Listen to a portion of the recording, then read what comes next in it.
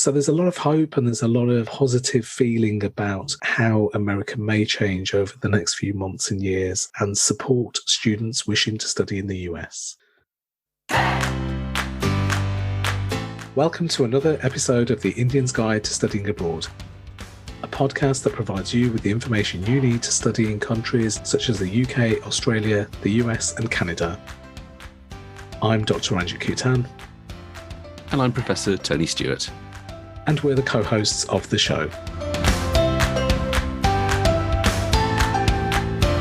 For Indians studying in America, the November elections that were recently held were important. After many years of a Trump administration whose immigration policies made them feel very unwelcomed, with Biden there is hope that America can again offer a hope of fulfilling their dreams. Yes, and we're reminded of the events this July when universities suggested that they may have to move to online classes. The Donald Trump administration announced that international students taking classes online would have to return to their home country rather than staying in the US. This decision was reversed, but it did worry a lot of students. The same situation was taking place in other countries as well. In July, we didn't really know what was going to happen. So as our listeners will know, we're based in the UK, in England, and we had a similar situation where we might be teaching classes online, but we've gone for a blended approach. Being away from family and friends is stressful and daunting, and this idea or this news just added to people's stress and concerns. So what will President-elect Joe Biden do for Indians studying in the US? Will it actually be better or will it be more of the same? Yes, and in this episode, we'll be discussing our thoughts and invite you to continue the conversation by sharing your thoughts and adding a comment to the podcast episode, or by connecting with us at LinkedIn on our page, The Indian's Guide to Studying Abroad, and leaving a comment for us there. Yes, it'd be great to hear what people are thinking. I mean, this is very new. It's only been in the last week that this news has come out. So we're just going to be sharing some of our thoughts and opinions on this, just as a start, really, to see where this is going to go. And remember to subscribe to our podcast on your listening platform of choice so you can hear about new episodes. You can go to our website, thestudyabroadshow.com, and you can sign up to receive our free newsletter and download our free study abroad checklist. You can also leave comments through our website as well. So you can email us and you can leave comments on social media. So it's good to hear from you. So why do students choose to study in the US, Tony? Well, it's always been a land offering a promise of a better life. And it also has many top-ranking universities in the world, and these attract the best minds. I mean, they haven't attracted us yet, but it will probably happen one day. So universities in the US often are in very leafy, self-contained campuses, and they do look very nice. I've never actually been to the US. Have you, Tony? No, I never have. Yes, that's one thing we've got to do. And I think the universities there, from what I see, they provide excellent extracurricular activities. And the other benefits of studying in the US, and this is what students tell us, is that it's easy to get to because there's a large network of Indians who have travelled there, who have studied there and settled there. So there's a large support network.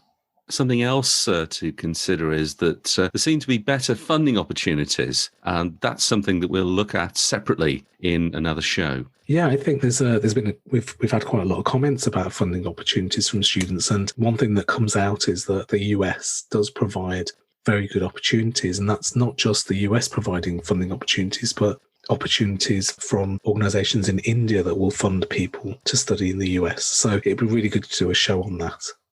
Yeah. I was reading the US Open Doors report from 2019 on international educational exchange. It indicated that India has sent more than 202,000 students to America in the years 2018 to 2019, which was an increase of about 3% from the previous year. So, Indian students account for the second largest group of international students in the US after China. That's really interesting, Tony, because, we're based in the UK and I think it's a similar situation here. I don't know, have you seen any reports of what it's like in the UK? I haven't seen any reports, but I think there's a steady stream, certainly. And if anything, in my own organisation, there are probably more international students that have come forward this year, which is great. Talking about immigration policies, there have been several uncertainties with regards to visa rules for many years under the Trump administration.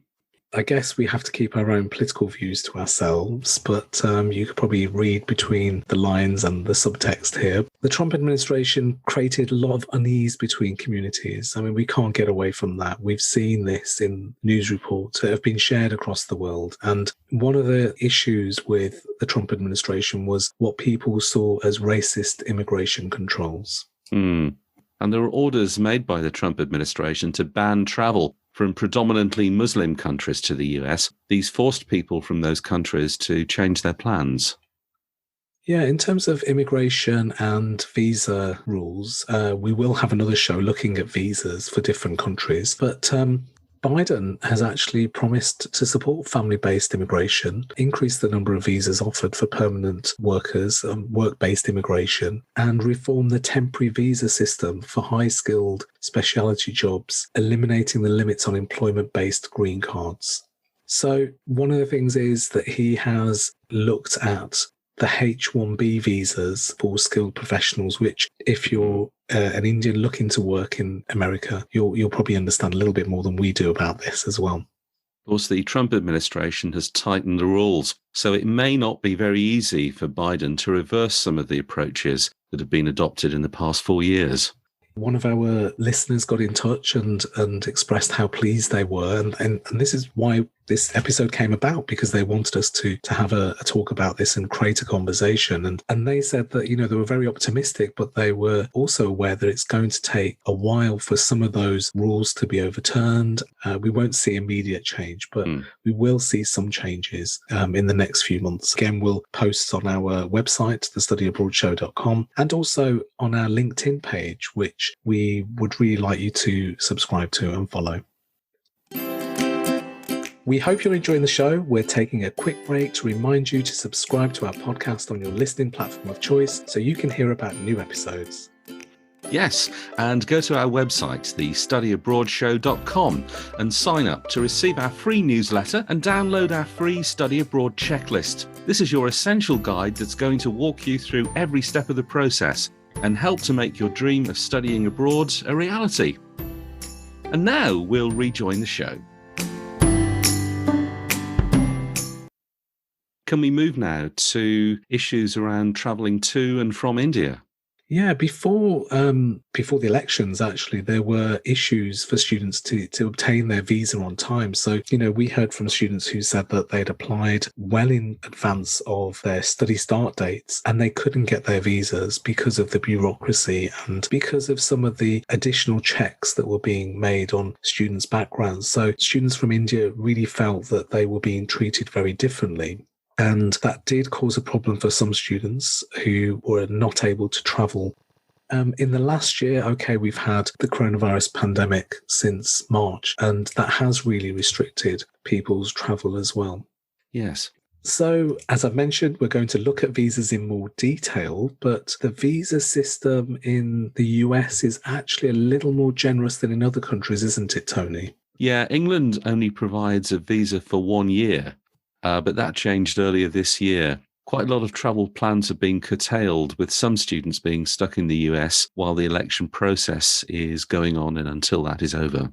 Yeah, and the travel plans for a lot of students everywhere around the world have been put on hold because of the difficulty getting flights. But one of the great things is that we have technology that can help people remain connected. Right. So this show was only going to be very short because we wanted to hear from you. We want to hear your views. And one of the very positive things that has been reported quite widely in the media and the press is the excellent news that Kamala Harris, who will be the next Vice President of the US, actually has Jamaican and Indian heritage. Her mother, 𝗗𝗎𝗪𝗓𝗓, actually arrived in the US from Tamil Nadu in India in 1958 as a 19-year-old graduate student in nutrition and endocrinology at the University of California in Berkeley. And of course, her work on the progesterone receptor gene stimulated advances in breast cancer research. I think it's very positive for Indians. Indians are feeling very hopeful that things will change, especially with Kamala Harris as the vice president, working with President-elect Biden. So there's a lot of hope and there's a lot of positive feeling about how America may change over the next few months and years and support students wishing to study in the US. Indeed. As you know, we like to give you an actionable tip and takeaway message. We like to sign off each podcast with one or two actionable tasks that you can do straight away. And our top tip today is, if you are thinking of studying in America, why not keep abreast of the situation and make sure you know how things are developing as you go forward with your plans for an application.